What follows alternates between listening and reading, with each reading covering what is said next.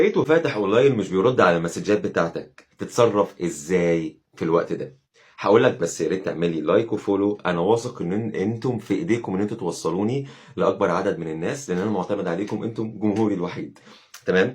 انا طالب منك حاجتين، جانب نظري وجانب عملي. الجانب النظري هو انك تكون في الوقت ده واثق من نفسك، بمعنى انك ما تستسلمش للافكار السلبيه اللي طبيعي جدا هتجيلك. زي مثلا هو مش بيرد عليا علشان هو بيكلم ناس تانيين. واللي يزود الموضوع سوء اكتر ان انت ممكن تكوني شاكه ان هو بيكلم حد من البدايه، فلما بتلاقيه فاتح اونلاين اكيد الموضوع بيبقى صعب جدا بالنسبه لك، انك مش عارفه هو بيكلمها ولا لا. وبالنسبه لموضوع الولاد برضو نفس الكلام.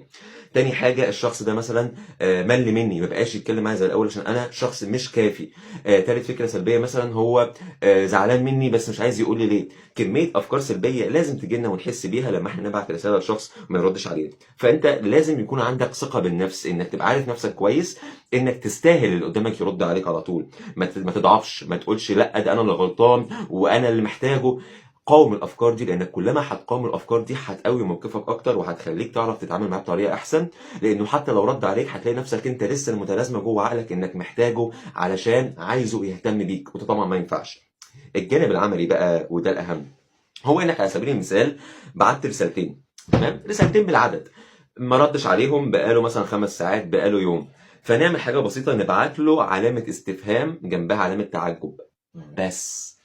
الاحسن ان احنا ما نبعتش رسائل كتير ورا بعض ورا بعض ورا بعض، لان ده هيخلي الشخص يطمن ان انت بتحاول معاه كل يوم كل شويه، فيقول طب ما هو كده كده مستنيني ارد وقت ما انا ارد. لكن لما تبعت له زي ما بقول لك علامه استفهام علامه تعجب بس، هتخليه طول الوقت قاعد حاسس انك مش هتبعت تاني، وان انت هيكون ليك رد فعل مختلف لو هو راجع رد عليك.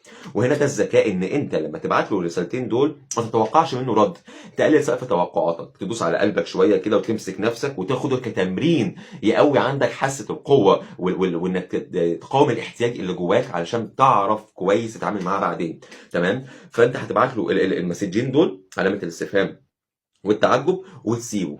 الذكاء بقى هنا وقت ما يرد عليك، هو لازم تبين اسلوب مختلف. حتى لو كان كلامك طبيعي انك عادي بتتكلم معاه مفيش حاجه عادي، بس من جواك خليك تحس كده اللي هو ايه، لا انا مش ناسيها لك. تقلل الكلام شويه، تخلي الاسلوب مختلف فيه سنه غموض، بحيث ان هو يبقى عارف انه كل مره هيتجاهلك فيها مش هرد على الرسايل ويرجع يكلمك انت هترد عليه عادي طبيعي، بس الرد هيكون مختلف. خليه من جواه، دي حاجه انا بقولك عليها نفسيا بتدفع الشخص ان هو يرد على الرسائل ويتكلم. لانه انت طالما بتبعت رساله على طول هيطمنه عادي، كده كده ابعت زي ما انا عايز. بس لما تعمل كده هتجبره نفسيا ان هو يرد عليك علشان